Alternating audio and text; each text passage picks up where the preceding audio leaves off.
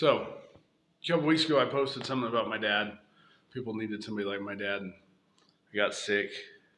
Haven't been posting a lot of videos, so I'm going to do a couple about my dad growing up so people can understand how my dad was, how we were raised, and why people need parents like my dad. This story, I just had to recite it to my niece. See, when I was in high school, I was about a sophomore in high school because I was driving. I was tardy to math class every day. I told my dad, man, I can't make it. I walked to my car to get my books because I didn't want to use my locker. Walked from my car to math, always tardy. So my mom and dad had a parent-teacher conference with us. Now the science building where I had my class before math, butted up to the parking lot. My dad proceeded to put a backpack on, had the principal time him, got on his hands and knees and crawled to my car in the parking lot, opened my door, put some books in his backpack, put them back on his back, and crawled to the freaking math building on his hands and knees. When he got there, he still had 2 minutes left before the bell would ring. Never said a word to me. Finished parent-teacher conference, said, I'll see you at the shop. Him and my mom left, got in my car and drove to the shop. When I walked in the shop, I proceeded to get my butt whooped for lying to him and making him crawl on his hands and knees at that school. And you know what? I deserved it. I've been lying to him for months. Whooped my butt, went to work, never another word about it. That's the way my dad was. And like I said, I deserved it. Deserved that whooping more than anything. And you know what? The rest of that year, I wasn't tardy. I made it to math class every freaking day on time. So, I mean, when I say kids need parents like my dad, that's what they need. Yeah, we got our butt whooped.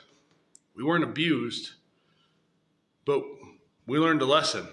I mean, I disrespected him. I made him look bad, and I've been lying to him. And it wasn't like I got my butt whooped super bad. I mean, I was 16 years old. He whooped my butt.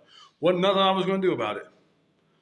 No matter how big I thought I was, that old man was a lot tougher and a lot meaner. But you know what? I wish he was still here. And I wish the kids nowadays had a dad like that. Because you know what? I didn't say a word back to him. I never talked back during that butt whooping. I took it and went right to work. Nobody said a word to him. And after it was done, it was done. We were done. No grounding, no nothing, but I learned a lesson. So when I say kids need parents like my dad, that's why. We wouldn't have half the problems we have in this world.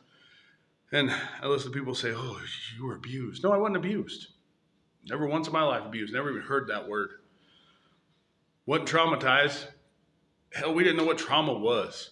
That was what life was. I mean, you respected my dad and did what he told you to do. And if you didn't, if you stepped out of line, you got your butt whooped.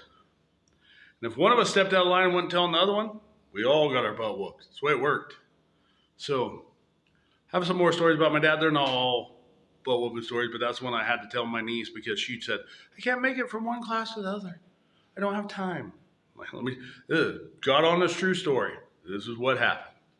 So, I know it's not funny, but it is.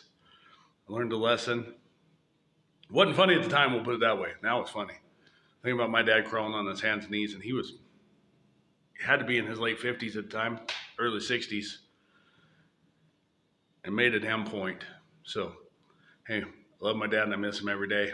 Wish he was here to crawl on his hands and knees, show my niece exactly what can be done. So, hey, till tomorrow, wake up, time to get to the gym.